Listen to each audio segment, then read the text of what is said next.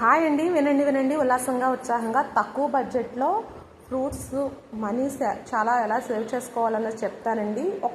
ఒక్క ఫ్రూట్ తీసుకున్నాం అనుకోండి, 300 రూపీస్ పడిందండి నాకు.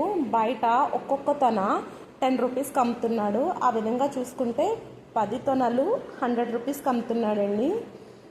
ఈ కట్ చేసిన పీసు 300 నుంచి 400 రూపీస్ వస్తాయండి మనకి. సో ఒక కాయ తెచ్చుకుంటే 300 పడుతుంది. అదే పీసుల లెక్కన కొనుక్కుంటే 1200 పడుతుందండి ఇంచుమించు. సో ఫ్రూట్ పలంగా తీసుకోండి. ఎవరికైనా కావాలనుకుంటే 2 ఫ్యామిలీస్ షేర్ చేసుకోవచ్చండి మినిమం.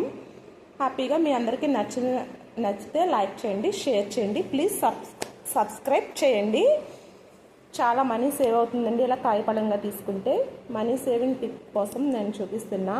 ఈ కాయను ఎట్లా కట్ చేయాలి అంటే, ఆయిల్ వంట నూనె రాసుకుని కట్ చేయాలండి. చాకుకి చేతులు కంటుకోకుండా ఉంటుంది జిగురు. బాయ్ అండి. మీ అందరికీ నచ్చితే లైక్ చేయండి, షేర్ చేయండి, ప్లీజ్ సబ్స్క్రైబ్ చేయండి.